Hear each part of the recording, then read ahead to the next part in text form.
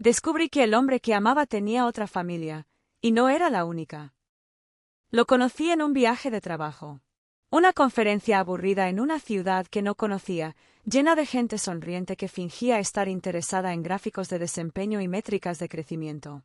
Lo vi de pie junto a la mesa del café, vertiendo azúcar como si no supiera que el sobre ya estaba vacío. Me miró. Sonrió. Dijo algo sobre lo absurdo de pagar por café de mala calidad.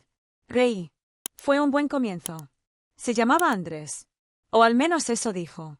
Era encantador, con ese tipo de seguridad tranquila que te hace bajar la guardia sin darte cuenta. Su camisa siempre bien planchada, sus frases medidas, su voz pausada, como si no tuviera prisa por nada. Me habló de su divorcio, de cómo la vida lo había enseñado a no apresurarse, de cómo ya no creía en las relaciones rápidas. Dijo que le gustaban los silencios cómodos.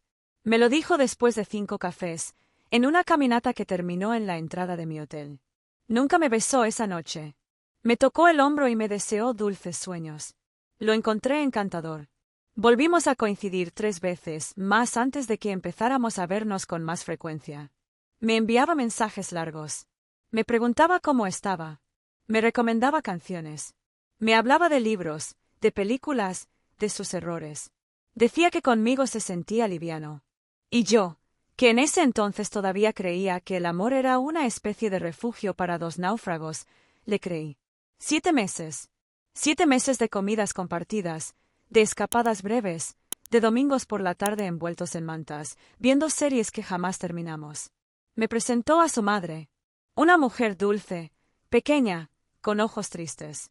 Me dijo que yo era la primera mujer que le presentaba después del desastre. Me sentí especial. Me tragué esa frase como si fuera verdad. Pero las grietas empezaron a notarse. Al principio eran pequeñas. Su celular siempre en modo avión cuando estaba conmigo. Decía que era por respeto, que quería estar presente. Me pareció un gesto bonito. Tonto, en retrospectiva, pero bonito. Después aparecieron los detalles, un par de aretes bajo el sofá que no eran míos. Dijo que eran de su hermana. Una blusa ajena en el baño. De mi ex, dijo. Vino a buscar unas cosas y se la olvidó. No supe qué hacer con eso. No estaba segura de si confiar en mis instintos o en sus palabras. Elegí lo segundo. Era más fácil. Todo se desmoronó en una cafetería. Una mujer me observaba desde una mesa al frente. Su mirada era dura, y su sonrisa, inexplicablemente amarga.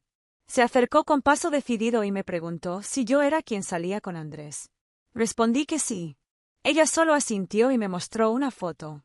Él, ella, y 2 niños. En Disneyland. La fecha en la esquina inferior era de hacía menos de un mes. Soy su esposa, me dijo. No había rabia en su voz. Solo resignación. Me explicó cosas que no sabía cómo digerir. No era la primera vez que él hacía esto. Que ya lo había hecho con otras 2 mujeres. Que había prometido cambiar tras ir a terapia. Que le creyó.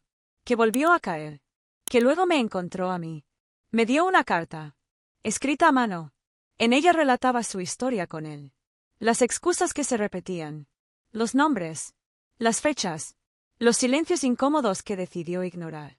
Me decía que si algún día necesitaba hablar, estaría dispuesta a escucharme. Guardé la carta. Aún la tengo. Esa noche fui a su apartamento. Él sonrió al verme. Me abrazó como si nada. Como si todo siguiera en pie. Le mostré la foto. Su rostro palideció. Intentó explicarse.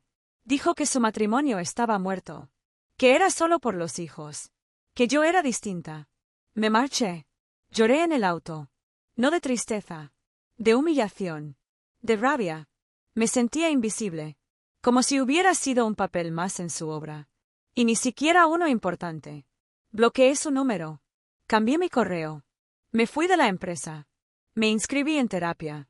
Me desconecté de todo. Los primeros meses fueron confusos. No sabía quién era sin él. Me costaba confiar. Me costaba salir. A veces sentía que él iba a aparecer en cualquier parte. En la panadería, en la farmacia, en los pasillos del supermercado. Y apareció. Pero no donde esperaba. Una tarde de diciembre, abrí mi correo viejo, uno que solo usaba para suscribirme a boletines. Tenía un mensaje no leído. El asunto decía, no quiero que pienses que todo fue mentira. Era de él. Una carta larga. Llorona. Mezcla de disculpas y justificaciones. Decía que su esposa lo había dejado. Que estaba en terapia. Que pensaba en mí. Que yo era la única persona con la que se había sentido real. No respondí. Pero sí le respondí a ella. A su exesposa. Le escribí algo corto. Gracias por contarme. Me sorprendió que respondiera enseguida. Empezamos a intercambiar correos. Después mensajes. No hablábamos de él. Hablábamos de nosotras.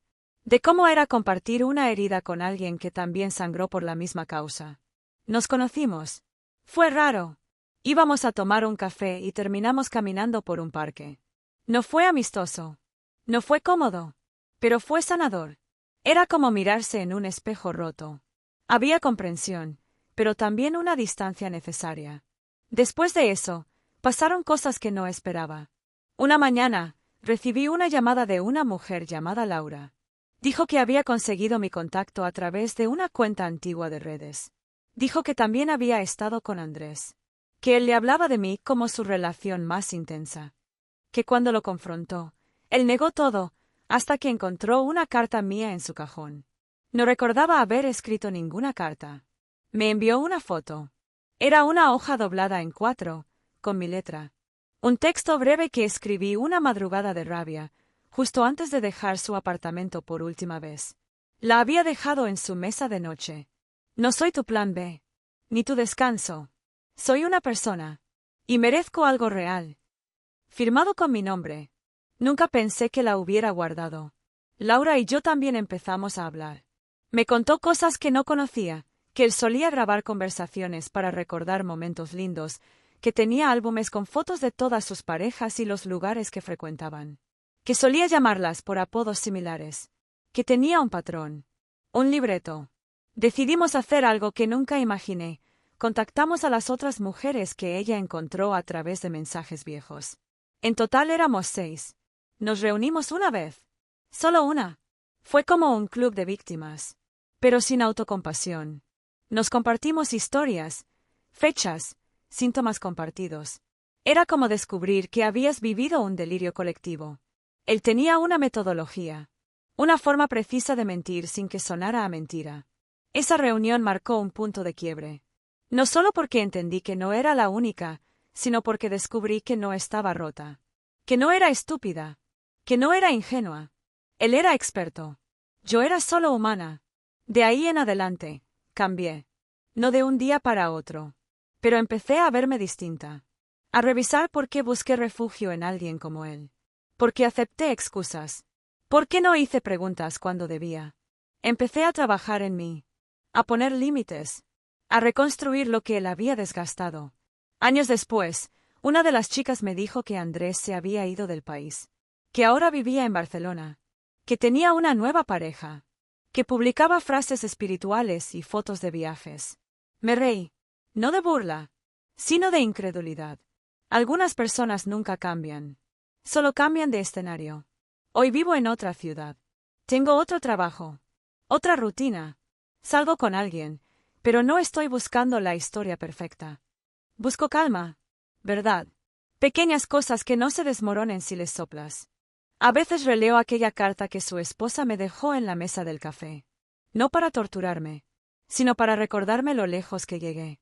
Él ya no es una herida. Es una cicatriz. Una que aprendí a no esconder. Y aunque me tomó años, entendí algo. Hay personas que son expertos en parecer lo que no son. Pero hay señales. Siempre las hay. Y ahora, sé verlas. Porque sobreviví a un encantador de máscaras.